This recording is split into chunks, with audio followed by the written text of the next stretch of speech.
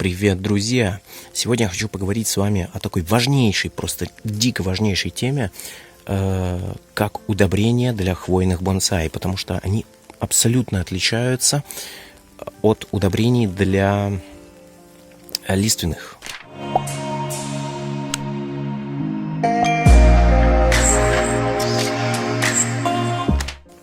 Поэтому, что вы должны знать первым делом, когда вы хотите начать удобрять ваши хвойные бонсай? Во-первых, вы должны знать, что все абсолютно, так скажем, по-другому. Ваш хвойный бонсай — это был живой корень. О-оу, не очень здорово. Но уже ничего не поделать, ладно. Вы должны понимать, что хвойный бонсай абсолютно по-другому работает. Не так, как работают лиственные растения. Поэтому и уход за ним, и удобрения за ним абсолютно разные. Для начала вы должны понять, что вы можете использовать точно те же удобрения, как и для лиственных, но немножко в другом порядке. Первым делом давайте я расскажу вам о порядке использования удобрений. Да? Мы привыкли к тому, что у лиственных растений мы добавляем весной удобрения с большим количеством азота, фосфора и калия, да, потому что это сезон роста, и они должны получать питательные вещества дополнительные в сезон максимального, так скажем, износа растения, когда оно больше всего потребляет питательных веществ. У хвойных растений, да, кстати, смотрите, видите, начинают открываться уже свечки.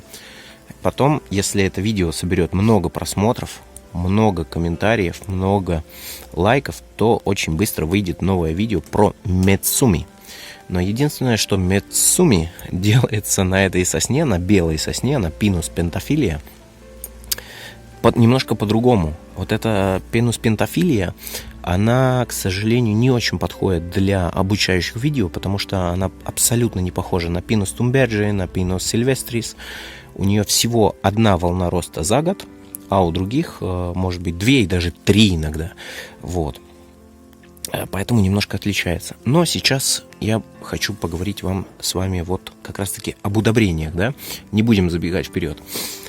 Если вы будете добавлять, к примеру, удобрения Green King, BioGold или какие-то другие удобрения для бонсай, которые имеют большое количество азота, то вы добьетесь того, что иголки будут увеличиваться очень сильно. Они будут расти, удлиняться, и это не здорово. Вот. Поэтому то, что вы должны делать и привыкнуть делать, это добавлять осеннее удобрение весной.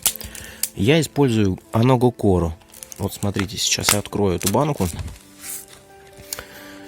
и покажу вам удобрение Аногокоро. Его можно купить, в принципе, в интернете вы можете найти. В телеграм-канале у меня человек с ником Курандес продает его вообще, поэтому вы можете его совершенно спокойно купить. Это, видите, вот такие вот кружочки, гранулки, которые вы кладете на ваш бонсай. Почему нужно использовать Аногокоро, а не какие-то другие? Опять же, повторюсь, потому что в нем меньше азота, чем в других удобрениях, и поэтому оно подходит для вашей сосны, для ваших вообще, в принципе, хвойных бонсай гораздо лучше. Вот. Азотное удобрение, точнее весеннее и летнее, да, удобрение, к примеру, Green King, опять же, тот же, или какой-нибудь там Кириоку Тамаи, или же просто Кириоку, или же просто Тамаи, или же какой-нибудь BioGold и другие удобрения добавляются осенью. Почему осенью? Потому что осенью сосна начинает накапливать питательные вещества, в том числе азот. И для этого мы добавляем весенние удобрения осенью. Таким образом, мы получаем лучший рост свечек на будущее лето, как бы на будущий сезон, и лучшее их развитие. Они не будут такими длинными, они не будут такими потом длинными вот сами иголки, и вы получите компактный рост вашей сосны, а не длинные побеги. По-другому немножко работает именно на молодых растениях, которые не так сформированы, как, например, вот это, да. Я все-таки говорю о более-менее сформированных уже растениях, которые есть уже у более увлекающихся бонсаистов. Именно вот такие растения нужно удобрять как бы наоборот, да, весенние осенью, а осенние весной. Если же у вас маленький росточек, то вы должны удобрять его как лиственные, пока у него не начнут появляться свечки.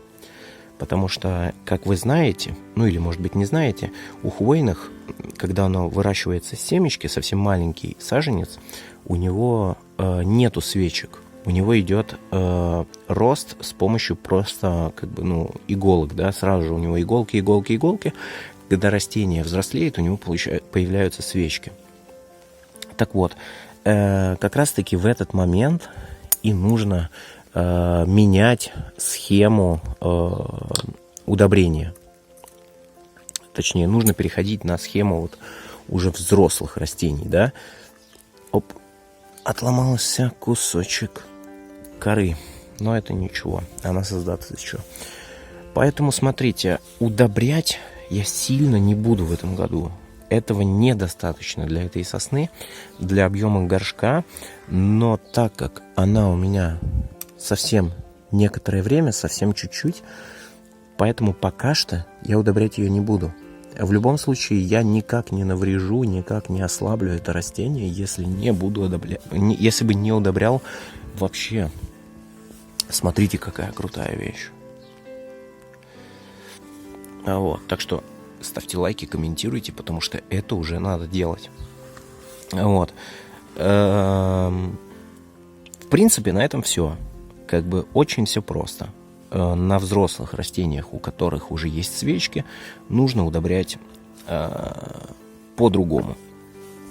Что вы можете также делать весной? Весной вы обязательно должны вкидывать каждые 15 дней в полив хелат железа.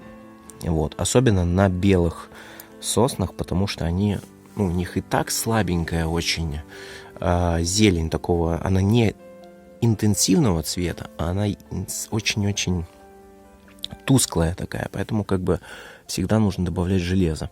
Вот. Также вы можете добавлять вытяжку из биогумуса, в принципе, но очень слабую, максимально слабую.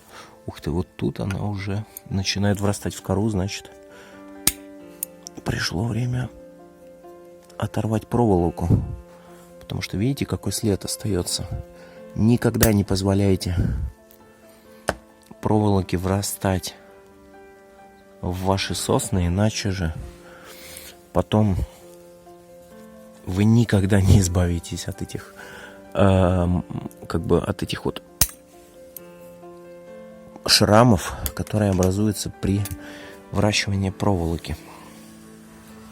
Видите, вот этот шрам теперь он здесь будет, ну, десятилетия точно. Вот. Но, в принципе, он не виден, не столь заметен. Возможно, он даже зарастет мхом. Но опять я от темы отклонился. Итак, далее еще последний момент, который, я думаю, будет для всех вас интересен и важен. Очень важна хорошая почва. Об этом я поговорю в отдельном видео, которое также выйдет совсем скоро. И очень важно не добавлять абсолютно вообще жидких удобрений, потому что они очень, у них простая формула, и они всасываются очень быстро, и растение полностью их всасывает, и из-за этого вытягивает ужасно иголки, начинается бурный рост, и так как здесь, грубо говоря, у сосны нет междуузлей, да, так как таковых выраженных, то просто увеличивается длина самой свечки, да, и длина иголки. А нам нужна суперкомпактность. чем меньше за год вырастает сосна, тем более она качественная, потому что вы можете контролировать лучше ее рост и ветвистость. Так что вот такие дела. Если вам осталось что-то непонятно, то, пожалуйста, напишите комментарий, и я вам отвечу супер подробно на любой ваш вопрос по теме удобрений сосен. Так что вот такие дела. Спасибо вам за видео. С вами был Дима из Испании. Очень мутный тип, как всегда. Спасибо. Всем пока.